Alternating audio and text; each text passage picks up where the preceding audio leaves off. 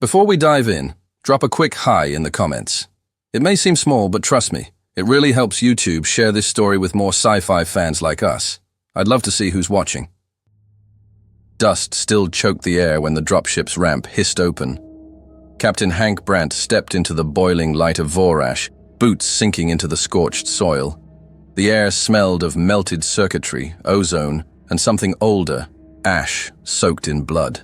Around him, jagged rocks framed a wasteland carved up by years of civil war.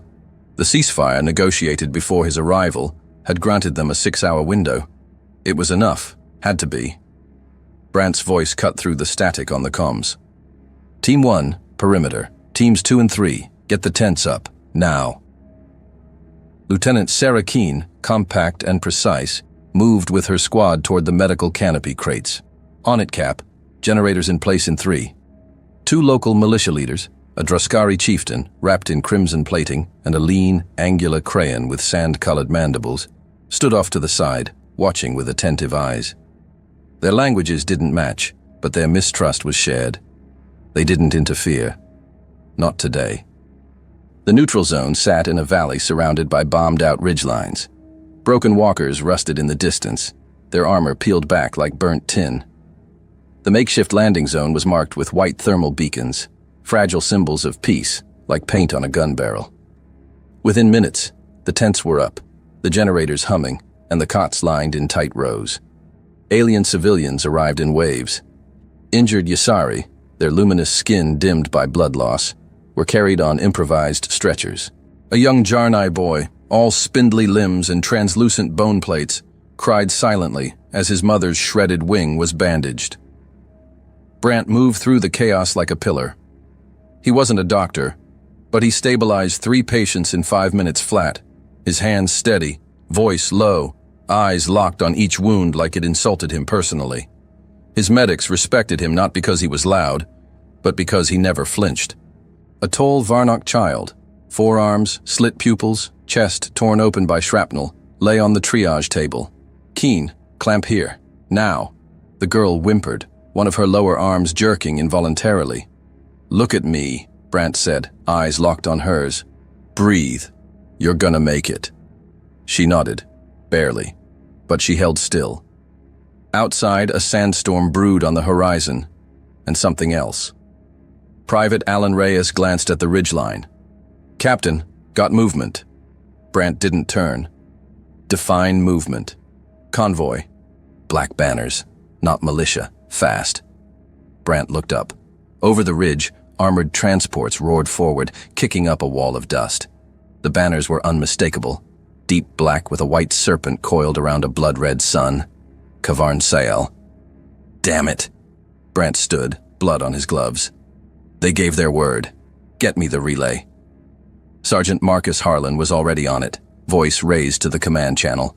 This is a neutral zone. You are violating ceasefire terms negotiated with Interplanetary Mediation Authority. Pull back! No response. Just the roar of engines and the metallic grind of treads chewing rock. Brandt's jaw clenched. He stepped outside the tent as the first transport braked hard, spraying grit across the camp. Doors slammed open. Dozens of soldiers poured out, black and silver armor glinting under the twin suns. Their rifles, short-barreled, overcharged, were already raised. None wore insignia. Their faces were masked. Not for protection. For show. Keene emerged from the tent, her face pale. Sir, what do we do? Brandt's hand hovered near his belt, where no weapon hung. We do our job. He raised his hands, stepping forward. I'm Captain Hank Brandt of the United Human Forces. We're here under authorization from the Senate and planetary intermediaries. We are treating civilians, most of them non-combatants. Stand down, now. The soldiers didn't move. From the back of the formation, a man emerged. Kavarn Sael was lean, tall, and dressed in obsidian armor etched with tribal scars. His skin, pale green and slick, reflected the light like oil. He wore no helmet. His eyes were dark pits, unreadable. Captain Brandt, he said, voice dry as stone. You came here with good intentions. That makes you dangerous. People start believing in better futures when men like you show up. That's when order begins to slip. Brant didn't blink. "You're violating every code of interplanetary engagement." Kavan gave a small smile. "You brought hope. These people were beginning to believe you. That cannot be allowed." He nodded. The world slowed. The nearest soldier raised his rifle. Keen screamed. Brant turned, instinct, not thought, and threw himself over the Varnock girl still lying on the table. The rifle cracked. His body jerked as the blast tore through his back, punching out his chest in a bloom of red. The girl beneath him cried out unharmed. The tent exploded into chaos. Someone shouted, "Weapons! Get the wounded out!" Another medic fumbled with a datapad, trying to signal the dropship. Harlan pulled Keen back from the tent's flap, screaming at her to move. But her eyes were fixed on the captain's body. Kavarn stepped forward, rifle still hot in his soldier's hands. He looked at the corpse for a second, then turned his gaze on the rest of the camp. "Let them flee," he said, voice like rust. "Let them carry the message." The soldier with the camera drone nodded. It was already live. Across the system, millions watched as a human captain died protecting a child that wasn't even his. The feed didn't cut. It lingered on Brant's body, on the child clinging to his coat, on the chaos as the medics scrambled to evacuate under gunfire. There was no defense, only smoke, screams, and triage packs dropped in the dust. The evac shuttle touched down fast and low, kicking up a storm of debris. Medics hauled wounded over their shoulders. Some dropped their kits mid-run. One medic stopped, just long enough to scream into the dust, before someone shoved him into the ramp. Reyes ran, dragging a bleeding Za-Eth nurse with him, her tendrils limp and scorched.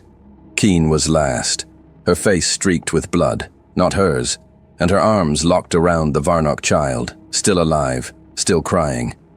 As the ramp lifted and sealed shut, she pressed her head to the wall and screamed silently. 37 seconds later, the shuttle was gone. And Captain Hank Brant was still on the ground, his body broken, cradling the child he'd saved.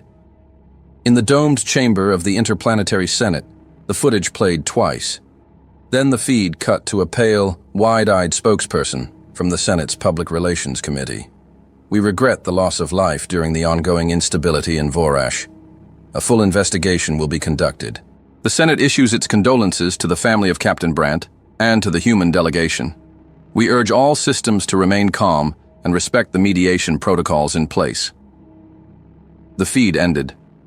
On Earth, it didn't. Within hours, the image was everywhere. Brant, bloodied, shielding an alien child. A crowd gathered outside the Earth Embassy on Luna. Candles. Silence. Veterans stood at attention in the cold with no orders given. Not holding a weapon, not issuing threats. Just protecting someone smaller than himself. Comment threads exploded. News anchors struggled to speak.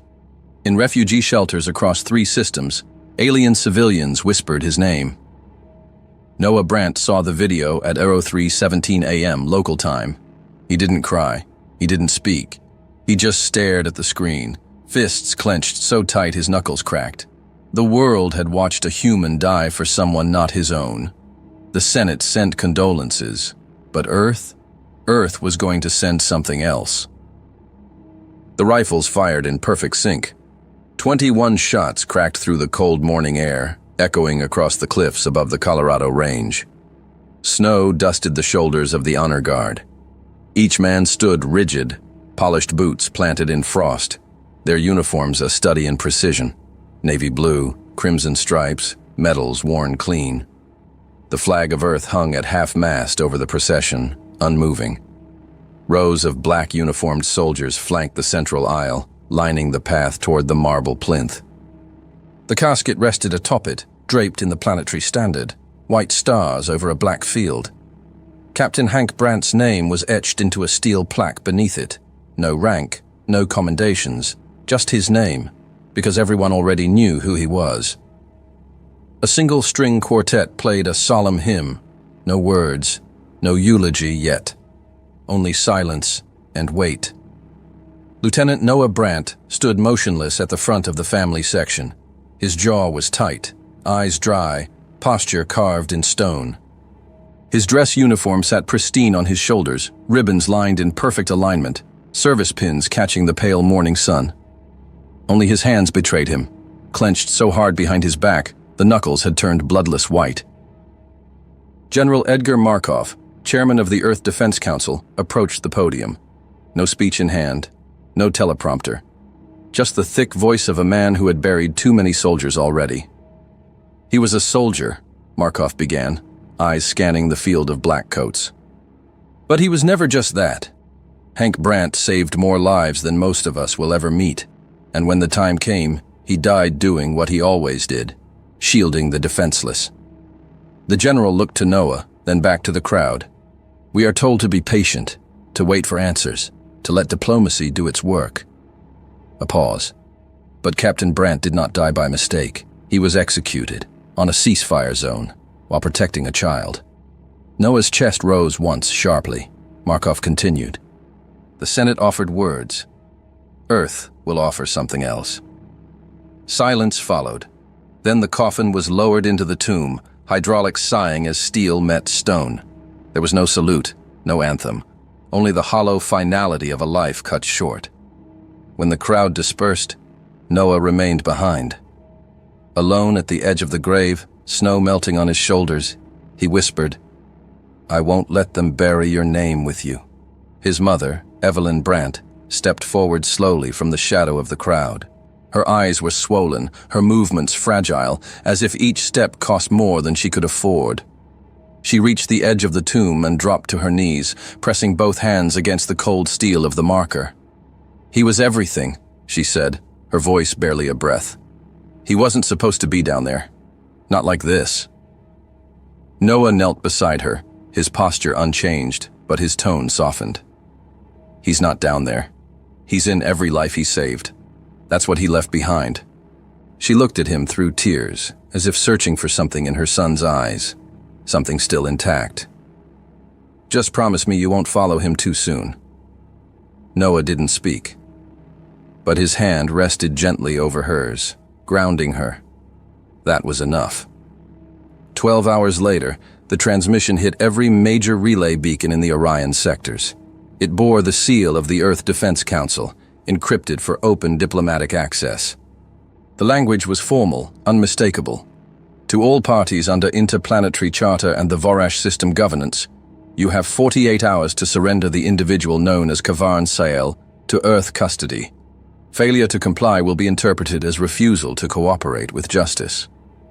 There was no mention of retaliation, no warning of consequences, just the ticking of the clock. In the grand amphitheater of the Interplanetary Senate, the message was received in session. The chamber, built like an inverted dome of glass and steel, reflected hundreds of delegates, species of all forms and sizes, robes and respirators, tentacles and scaled limbs. High Chancellor Torek of the Halari Alliance, skin like hammered silver and voice smooth as wind over ice, leaned forward, a rather aggressive tone. Across from him, Delegate Euros of the Tanari Swarm, a chitin-armored figure with dual larynx modulation, clicked out a laugh. 48 hours? That's not diplomacy. That's a tantrum. The chuckles rippled across several rows. Delegate Ryan of the Ralos hegemony stood, his serpentine neck coiling as he spoke with disdain. If every species responded like this to the death of one man, there'd be no galaxy left to govern. The murmurs that followed were not all amused. Some representatives, the smaller coalitions, the frontier systems, shifted in their seats. Ambassador Jonah Reddick, Earth's senior diplomatic envoy, rose from his seat as the mocking laughter echoed through the chamber. "I suggest," he said, each word measured, "that the delegates here remember this session is being recorded, for history, for your people." Silence settled over the room. Some turned away, others shifted uncomfortably. No one laughed again. Reddick adjusted his cuffs, eyes fixed forward. "Earth mourns her dead. The question now is how long the rest of you will pretend this isn't your problem." Then he sat, shoulders squared, gaze unwavering. On Earth, the protests erupted. Outside the Senate's orbital embassy on Luna, a crowd of civilians stood shoulder to shoulder, holding portraits of Hank Brandt. On Mars, veterans rallied silently, armor repainted in black, visors down. In Neo-Tokyo, hundreds lit sky lanterns with the inscription, "He protected yours. Now protect his name." News streams blazed. Commentators demanded action. Foreign dignitaries sent mixed messages, some urging calm, others retreating into silence. Public pressure mounted like a wave building behind the walls of protocol. Inside the steel bastion beneath Oslo Command, the Earth Defense Council's primary operations center, the decision had already been made. General Markov paced before a panel of military brass. Holograms hovered between them, maps of Varash, intercepted communications, movement logs. The Interplanetary Senate laughed, he said, voice hard. Let them laugh. General Howard Conrad, sharp-eyed and clean-shaven, nodded. "We deploy?" "We deploy," Markov confirmed. Then he turned to the figure standing at the rear of the room, arms crossed. Noah. Lieutenant Brandt stepped forward. He looked sharper now, not calmer, just more focused. The grief hadn't faded, it had hardened. "You're leading this." A muscle twitched in Noah's cheek. "Yes, sir." "Any objections?" Markov asked the room. "None." "Then you'll receive classified authorization and access to judgment." A beat passed. Even the officers stilled. Conrad exhaled. "That ship doesn't exist." Markov looked at him. "It does now." Back inside command, Markov stood before a digital wall lined with data feeds and encrypted files. A single sentence glowed on screen in red. Mission authorization, Special Operation Orchid Fury. Commander, Lieutenant Noah Brandt. Objective, retrieval of Kavan's sail. Noah placed his palm on the biometric scanner. The panel beeped once, access granted. Markov's voice was low, almost private. "You're not going out there for revenge. You're going for consequence." "I know what this is," Noah replied, "and I know who I am." "Then make sure the galaxy knows it too," Markov said. Markov studied him, then nodded once. "Bring him back, alive." Across Earth's networks, the clock was ticking. 48 hours. The galaxy had laughed. They would not be laughing much longer. On military monitors across 3 systems, a red counter blinked down from 48 days. Beneath Europa's crust, the reinforced bulkhead slid open with a hydraulic growl, revealing a chamber carved into the ice and lit by narrow strips of white-blue LEDs. At the far end, docked in a pressurized void, was a vessel that shouldn't exist. UHS Judgment. She was dark as obsidian, matte-skinned, angular in design, shaped for speed, silence, and surgical destruction.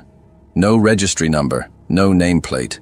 Just a hull without identity, as if the ship itself had been erased from every naval record before it was even born. Lieutenant Noah Brandt stepped through the blast doors, his boots echoing over steel. 2 armed technicians in blackout armor saluted and stood aside, revealing the command ramp already lowered. General Edgar Markov walked beside him, slower now, letting his words fall carefully. "She doesn't broadcast, doesn't ping, and won't respond to any hails once she's out. Not stealth, ghost." Noah nodded. Markov continued. "You'll be operating under no recognized authority. If this goes sideways, the Council won't protect you." Noah paused at the edge of the ramp and looked up at the ship's face, sleek, sharp, silent. "I'm not going to make a statement," he said. "I'm going to end one." Inside the Judgment, the air was still, the lighting dim. Consoles flickered with low-energy pulses, awaiting hands that knew what to do without needing to be told. Major Jace Moran was already in the war room. Early 40s, squared shoulders, face lined by more campaigns than most officers had survived. He stood at the holotable with arms crossed. His right eye, a military-grade prosthetic, glowed faintly red as it scanned the mission brief. "Noah," he said without turning. "Didn't think I'd serve under you. Your father, sure. You?" Guess time's got a sense of irony. "I didn't ask for this," Noah replied. "I know," Moran said. "That's why I trust you." Along the corridors, The rest of the team was gearing up. 10 operators, all veterans, all hand-picked, none of them fresh. Every one of them had bled beside Captain Hank Brandt at some point in their careers. Staff Sergeant Luca Danner checked the pressure seals on his gauntlets. His voice was gravel. I was on Altara 6 when he pulled a burning dropship off a trench line with one arm in a sling. You think I'm letting that bastard who killed him breathe easy? Not a chance, replied Corporal Jennings, adjusting the sling mount on a plasma railgun. In the armory, the silence wasn't cold. It was sharp. No jokes, no bravado. Just measured hands loading magazines, syncing neural combat links, finalizing movement protocols. They didn't talk about revenge. They prepared for justice. At the central command station, Noah checked the mission queue. The red digital clock above the screen counted down from 3507:14. He tapped the comm channel. All units, report to briefing. They assembled in the tactical bay, standing around the holotable as the projected map of Vorash expanded in front of them. Cities, militia zones, dead zones, and the suspected location of Kavarn Sale's primary compound. Noah's voice was low, but resonant. You all knew him. You served with him. Some of you owed him your life. I owe him more than that. The room stayed silent. He died protecting children from someone who thinks civilians are leverage. That alone earns him a bullet. Danner muttered, preferably two. But we're not here to burn Vorash to the ground, Noah continued. We're here to surgically remove one name from its throne and leave every warlord watching wondering if they're next. He paused, then added, this is not retribution. It's an audit. The team nodded as one. Later, in the loading bay, with the ramp still down and the stars of Jupiter's system glinting faintly through the force shield, Evelyn Brandt stood facing her son. She wore the same gray coat as the funeral, but her face had changed, no longer shattered, just lined with quiet fear. Noah stood in full tactical gear, his helmet hung at his side, fingers curled around its edge. She looked up at him, searching again for some trace of the boy who used to sit beside her during night storms, asking questions about the stars.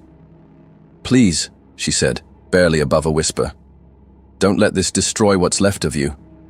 Noah stepped close. His hand gripped hers firmly.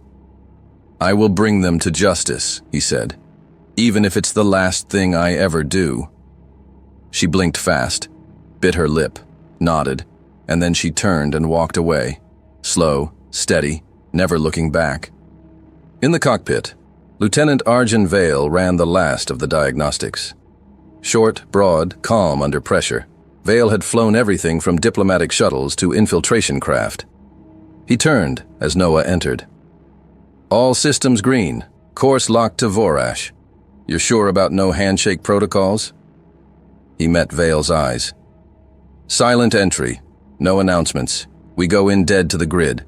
Copy that. Vale flipped the ignition matrix. Jump drive spooling in 30 seconds. Moran and Danner entered the bridge and took their stations without a word.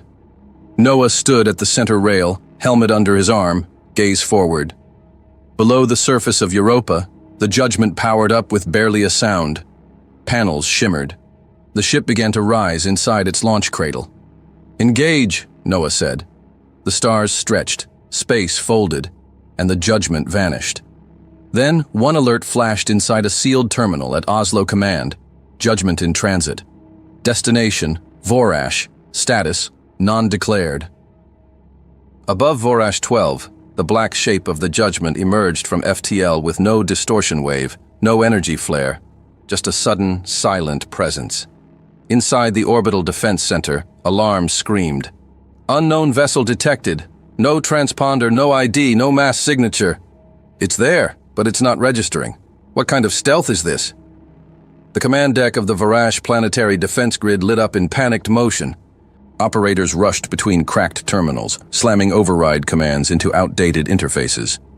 Half the systems flickered in and out of coherence. One officer cursed in Tariq, pounding a frozen targeting display with the heel of his fist. General Varnik Sayel, older brother of Kavarn, stood in the center of the platform, broad-chested, copper-skinned, with ceremonial fangs etched into his pauldrons. His voice sliced through the chaos like a blade. Calm yourselves. Activate full scan arrays. Get visual confirmation. There's no telemetry, sir. Sensors are bouncing back corrupted or blank. Then use eyes, Varnick growled. One of the junior officers opened an external feed. The view snapped into focus on the screen. A matte black silhouette, angular and unfamiliar, parked motionless above the upper thermosphere. Varnick stared for a long moment. His lip twitched, barely, and he turned away before anyone could see it. "What is that?" he muttered, as much to himself as to the room. "Watching." Then the transmission hit. It bypassed encrypted lines and command hierarchies, flooding all systems, civilian and military alike. 1 hour. After that, there will be no throne, no regime, no memory of your name. On the surface of Voresh 12, in the capital city of Harazni, chaos spread like acid through cracks. Local broadcasters tried to explain the signal, but every attempt was cut by internal censors. Within minutes, entire communication hubs were blacked out. Kavarn's regime initiated total lockdown. News stations raided, data towers shut down, terminals disabled. Civilians caught trying to share the audio were arrested in the street. It didn't matter. The message had already escaped, smuggled through pocket comms, recorded on cheap devices, repeated in whispers across alleyways and basements. The words were simple, but the meaning was seismic. 1 hour. In the mountains east of the Red Basin, a militia outpost housing the 17th Raider Battalion stood at alert. Commander Rek Tavir, short, stocky, scarred across the scalp, paced along the trench line, barking orders. "Don't believe their threats. This is posturing, human theater, drama, and bluster. We've held this ground for 6 years and we'll hold it another 6. A low rumble interrupted him. The judgment hadn't fired. It hadn't moved, but their orbital feed was gone. Not jammed. Deleted. The system rebooted to factory state, asking for default setup. Private Sorix, a young Varnock conscript, stared at the blank screen. "Commander, they didn't block us. They unwrote us." Tavir froze. In a forward operations base 200 clicks south, Lieutenant Bragan Gel, a Droskari with pale skin and spined arms, opened a secure channel to Central Command. "This is FOB 9, requesting status of orbital assets." No answer. He tried again. And again. The line remained dead. Gel lowered the receiver. Around him, soldiers checked their rifles. Others looked to the sky. Some walked. They didn't speak. They didn't shout. They just laid down their weapons and vanished into the valleys. In the palace of Kavarn Sail, deep inside the armored spires of Karset Prime, the warlord watched the skies from a narrow viewport in the war chamber. The city stretched below, dense slums in the outer rings, crumbling towers rising like thorns. His eyes were locked on the stars above, where one point of darkness refused to twinkle. Kavarn clenched his fists. His breathing was measured, but the pulse visible on his neck betrayed the tension. Advisor Rel Voris, a thin Hilari in gold-trimmed diplomatic robes, approached from the side. "You should respond. Even symbolic defiance can rally the masses." Kavarn didn't look at him. "They think they can rattle me with shadows," he said. "I ruled this system before the Senate even learned its name." Voris hesitated. "But the Senate knows it now, and they're watching." Kavarn's jaw tensed. "Then let them watch." He turned. "Scramble the 12th Guard. Deploy the fireborne heavy mechs to the East Barracks. Initiate blockades in all districts. Anyone caught spreading the transmission, execute them." "Yes, my lord." In the back alleys of Karset Prime, a boy no older than 10 crouched beside a broken terminal, holding an old receiver to his ear. The voice still rang in his mind, even after the signal died. He looked at his mother, a Yaisari healer with luminous scars down her throat, and whispered, "Mama, is that the one who helped the clinics?" She nodded slowly. "The one who died for the children." The boy stared up at the sky. "Then he's not gone," he whispered. "He just changed sides." In a rural commune near the Red Salt Plateau, a village elder gathered families into the old root cellar. The walls were reinforced, the supplies stocked. No one goes outside, he said. No matter what you hear. No matter what falls. One of the younger men leaned close. Why would they threaten the whole planet? The elder, a crayon with silver chitin and missing mandibles, responded in a whisper. They didn't threaten us. They named one man. Inside the judgment, the bridge was dark. The crew watched without speaking. Noah stood with arms crossed, eyes fixed on a display tracking planetary movement. Military units dispersing, others vanishing. They're already breaking, said Major Moran. Not from fire, from fear. Lieutenant Vale ran a sweep on external surveillance. Multiple militia strongholds are going dark, not from attack. They're pulling their own power. Danner smirked grimly. They think it'll hide them. They can try, Noah said. On the surface, some civilians wept. Others waited.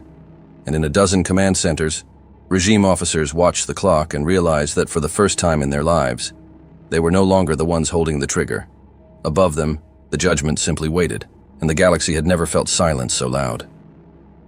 The first impact came 37 minutes after the warning.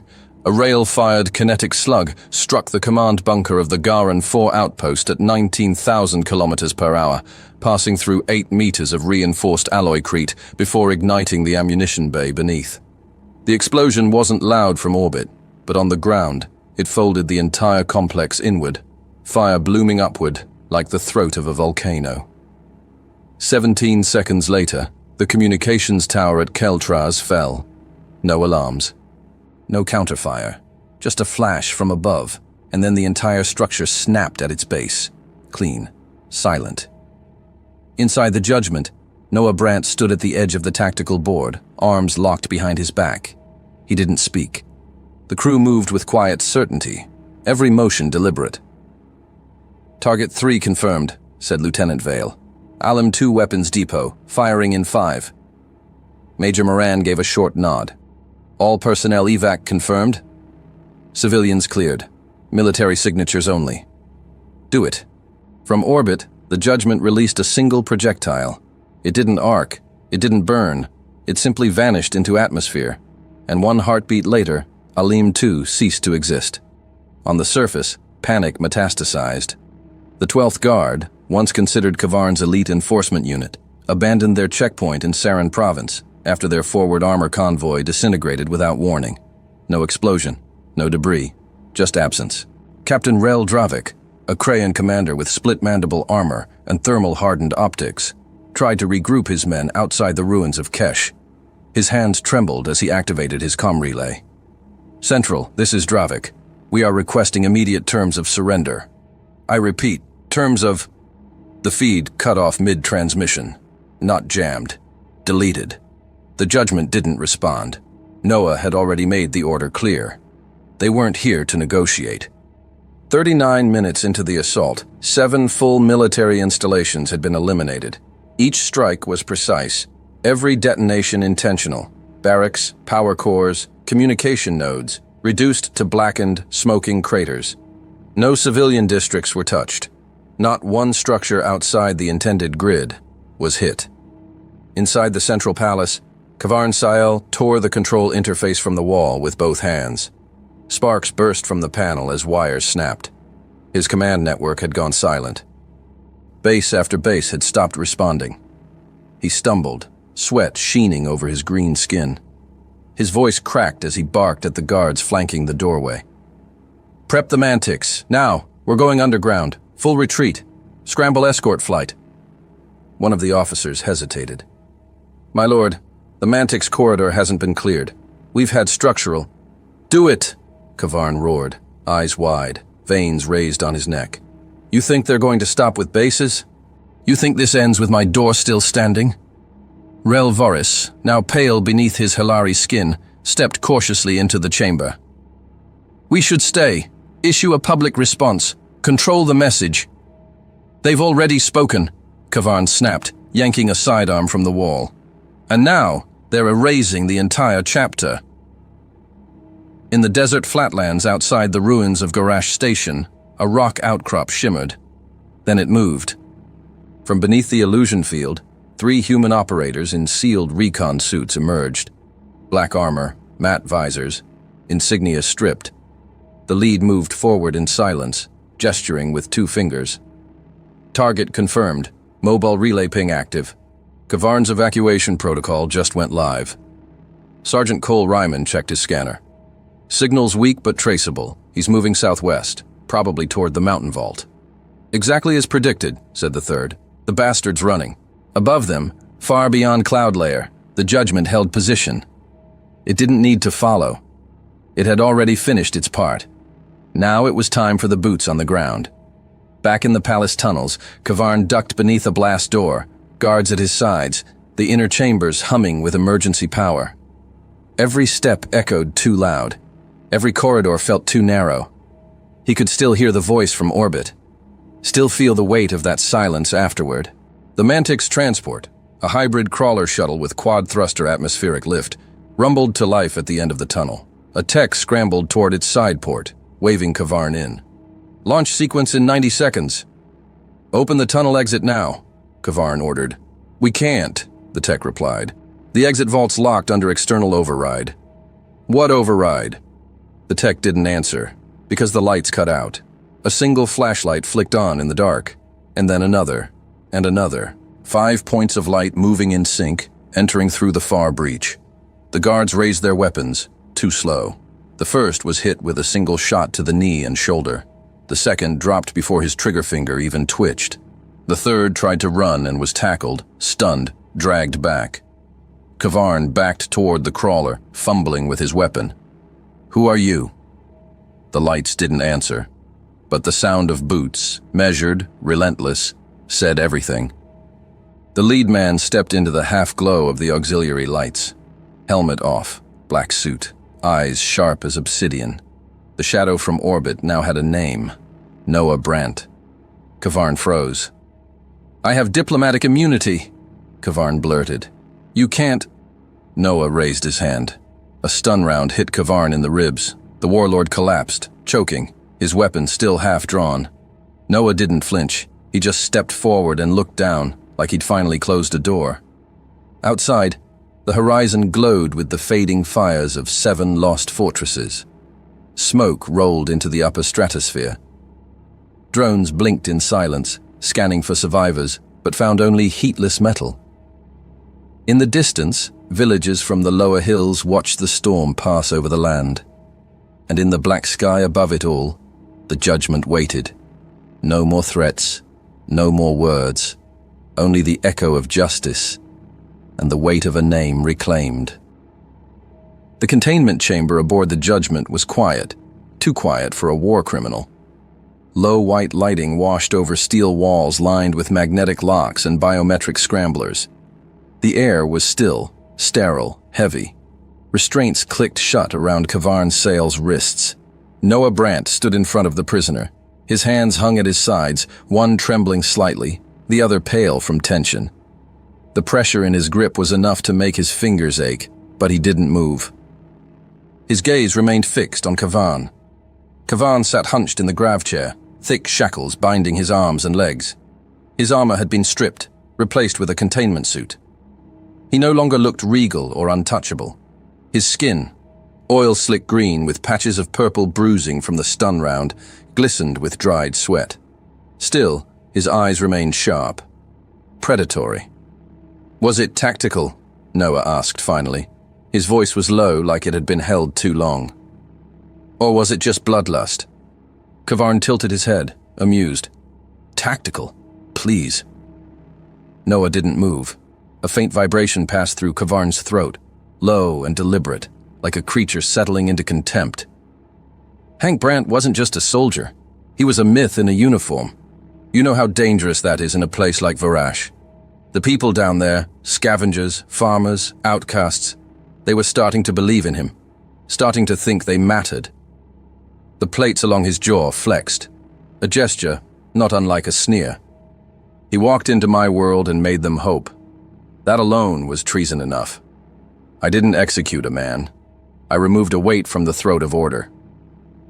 Noah stepped closer, one stride, nothing more. The silence between them buzzed with something unspoken. The other soldiers in the room didn't dare breathe. Then Noah's hand moved. He unholstered his sidearm and leveled it against Kavarn's throat. The muzzle pressed into soft alien flesh. Slowly. Kavarn blinked, but didn't flinch. "Ah, there it is." Noah's voice was barely above a whisper. "I can still lighten the burden. The weight of your head off your body." A second passed. 2. Then Noah drew in a breath and stepped back. The gun lowered. He stared at Kavarn, eyes hollow but firm. "He wouldn't want me to become the kind of man who kills unarmed prisoners. That makes you lucky. Your fate isn't mine to decide." He holstered the weapon. But the tremor in his hand betrayed just how close he had come to crossing the line. The atmosphere transport ascended from the surface of Vorash in silence. Inside, Kavarn sat chained between 2 armed escorts. A sensor hood blinked red across his temple, monitoring vitals, tracking movement. His legs had been locked to the floor clamps. No one spoke to him. Noah stood near the side viewport, watching the burnt ridgelines fall away beneath the cloud cover. Cities below stood motionless, like statues holding their breath. Outside, villagers emerged from half-buried homes and fractured shelters. They didn't cheer. They didn't protest. They just looked up, at the ship, at the figure shackled inside it, and at the quiet man who stood above it all. The image went live on open spectrum broadcast. Kavarn Sael, warlord of Vorash, arms bound in carbon steel restraints, being lifted into orbit by a human military transport. There were no declarations, just the feed. In the outer systems, planets aligned with Vorash cut their transmissions within seconds. Others blurred the footage. A few tried to claim it was fabricated, but it was too late. The image spread faster than any declaration. Not a warning, a sentence. Inside the Judgment's command deck, the team sat in silence. The ops feed showed footage from 6 angles: live data from the transport, orbital relays, atmospheric mapping. Noah entered slowly, gloved hands still tight. He stood by the viewport for a moment, as the transport docked, then turned. Sergeant Danner broke the silence. His voice was hoarse, not from emotion, but from restraint. "Your father would have understood," he said, "but he wouldn't have wanted you to lose your soul for it." Noah nodded once, without looking up. He was a true soldier, and a better man than most deserve. He looked across the room at the team: Moran, Vale, Danner, Jennings, the ones who had followed him through fire without hesitation. Then he added, quiet but certain, "I didn't come pretending to be him. I came because someone had to carry the weight he refused to drop." Nobody replied. They didn't need to. Above the planet, the Judgment began its course correction. Engines realigned, trajectory locked, destination: Interplanetary Senate Core. Noah stepped toward the tactical console and keyed in the authorization code for diplomatic re-entry. The stars shifted around them, and the planet below shrank into the dark. No one asked what would come next. They already knew. The execution had ended. The reckoning was just beginning. The delegation from Earth stepped into the Senate chamber, not as diplomats, but as judges who had already passed sentence. The blast doors parted with a mechanical shudder, revealing the central floor of the Interplanetary Senate, an arena of politics carved from alloy and tradition. The room was already full, buzzing with the overlapping voices of over 100 species. The moment the humans entered, the atmosphere shifted. Conversations died mid-sentence. Eyes turned, stomachs knotted. Lieutenant Noah Brandt walked at the front, straight-backed in full military dress. Behind him, Major Jace Moran, Sergeant Luca Danner, Lieutenant Arjun Vale, and Corporal Jennings moved in rigid sync. None of them spoke. And between them, shackled and stripped of his former glory, walked Kavarn Sael. The warlord's arms were bound in front of him by grav cuffs that blinked red at every step. His once ornate skin now bore bruises and dried cuts. Every movement he made was watched by armed guards with fingers curled close to triggers. A low whisper passed through the upper tiers of the chamber. "That's him." Impossible. They actually brought him here. Several alien delegates leaned forward to confirm what they were seeing. Others reclined, shifting uncomfortably in their seats, as if the weight of the human presence pressed on their spines. Chancellor Torek of the Hilari Alliance narrowed his metallic eyes, the silver ridges on his face catching the overhead light. Beside him, Delegate Bralin of the Tanari Swarm emitted a sequence of clicking syllables and folded his chitin-covered arms with a hiss of irritation. "They brought a prisoner into this chamber?" Noah ignored them. His boots echoed across the polished stone as the group descended the central ramp. Every step carved pressure into the air. Guards along the perimeter stiffened. More than a few gripped their weapons without realizing. In the corner, Senator Varkos of the Drelin Combine paled and tapped frantically at his interface console. He'd seen the footage. He knew what was coming. At the heart of the room, Noah stopped. He turned to face the Ring of Power, representatives of every major species in the known galaxy, all arrayed in their separate sectors like gods judging mortals. But today, the roles were reversed. Noah stepped forward and placed a data cube on the center dais. "Record," he said. The system obeyed. A soft chime echoed through the hall, and the lights dimmed slightly as the dome above them transformed into a full-sphere projection field. The first image flickered to life. Captain Hank Brandt, bloodied, lifeless, draped over an alien child, shielding her with his body. No editing, no narration, just the cold, unfiltered feed that made an entire system stop breathing. Gasps broke out. A representative from the Tharum Confederacy pressed a trembling hand to his translator collar. The senator from the Varnak Accord looked away, visibly shaken. Then came the rest. Footage from the medical tent, the live broadcast from Kavarn's troops, audio logs of commands issued, biometric verification, time-stamped orders bearing Kavarn's encoded signature, visuals of the execution.